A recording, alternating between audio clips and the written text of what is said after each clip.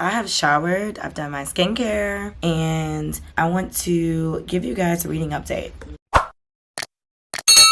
I think it's crazy that no matter what, I'm still reading. No matter what has been consistent has been the gym and me reading. Like, those two have never faltered. So, let's get into my reading update. So, the first time I'm reading on my Kindle is this graphic novel, really it's a manga. It's called Assassination Classroom. And remember I told you guys in my, I can't remember if it was in my winter TBR or my December wrap up. And I was like, I read a graphic novel in December and I was like, you know what? I want to keep reading graphic novels, like as a palate cleanser to like, once I finish a book, to like help me like migrate out of a reading slump and make it like a seamless transition. I was like, give me a graphic novel because I can eat this up. And so this book, well, it's a series. I think there's 21 books, 28 or 21. I think I'm getting confused with One Punch Man.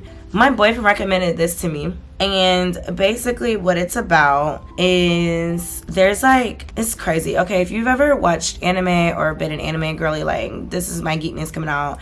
Anime girly stands up in a bed. And if you know about anime, the genre, like it be wild. So like this story that I'm about to tell y'all what this is about, like it's gonna be crazy, okay? So essentially, the setting is in Japan, obviously. Basically, what happened is these people, well, this man is like an octopus. And, well, he looks like an octopus. He's a gigantic octopus, like a human-sized octopus. And he's teaching a classroom. And the students are learning how to kill him. Because it starts off, he blew up the moon, like half of it. So it's like a permanent crescent moon. Like he blew up the moon. And he threatened the world. And he basically said that y'all got 1 year to kill me or I'm going to blow up the world next. And so he's in this classroom with these kids.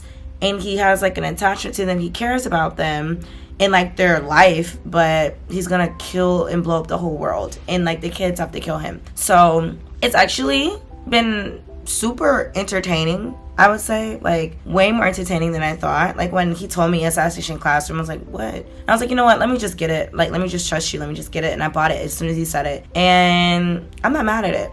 So the problem though is I was supposed to read this after I read like a bigger book or like a bigger like fantasy novel, and I've been reading this already, so it's looking like I'm gonna be reading this and novels. So okay, the next book, y'all already know I was reading it, is Nightbane. I mentioned this in my winter TBR. I was reading the first book in the series and the second book. I finished the first book and then I picked this one up Christmas Eve, and I have been eating this up, y'all. This book is 400 pages and I'm on page 140, and I started reading this on the plane yesterday.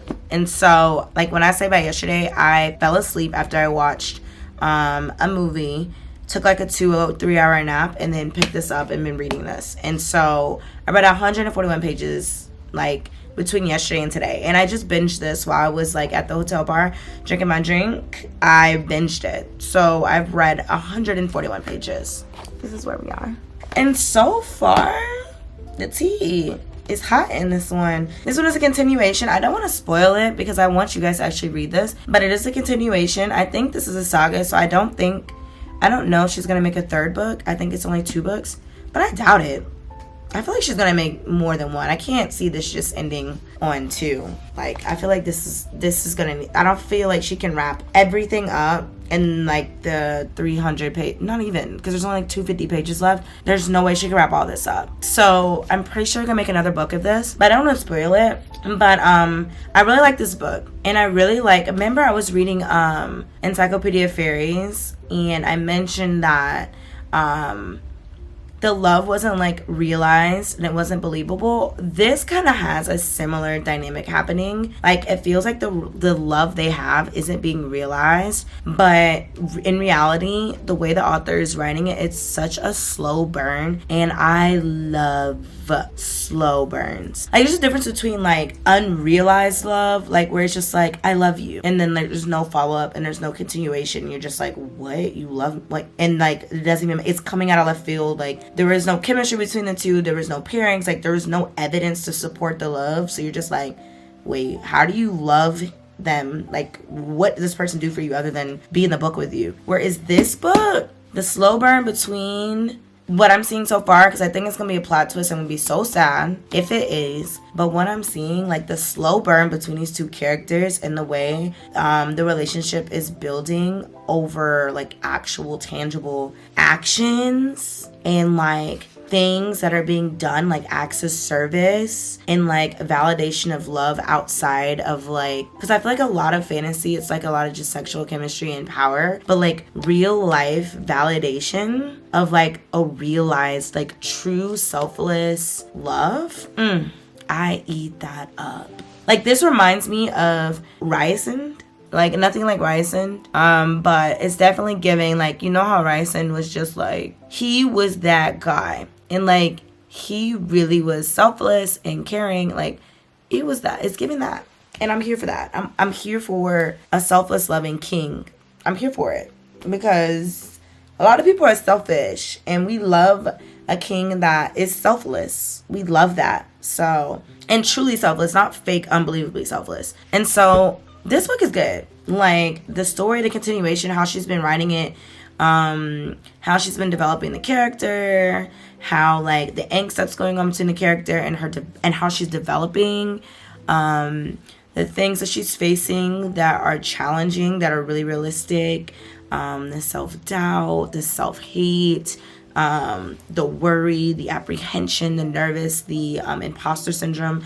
All of these things like are so like just believable, like because his character is just so like was gone through so much and all her feelings like are valid. I feel like it's just like dope to see like what's going on in her mind and like it actually be like believable, you know, like it's like, yeah, like this makes sense. Like you wouldn't just, you know, be on your game. Like you would be thinking all of these things. So like I'm here for it and I can't get enough because I'm eating it up. So that's my reading update. I'm going to finish reading this book, and well, not finish reading, I'm going to read until I fall asleep because I don't want to watch TV, and I think I'm going to get through this before I leave.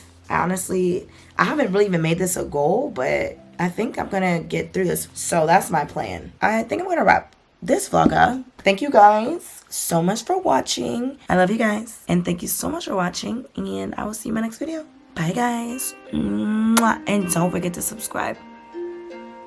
Period. Good night.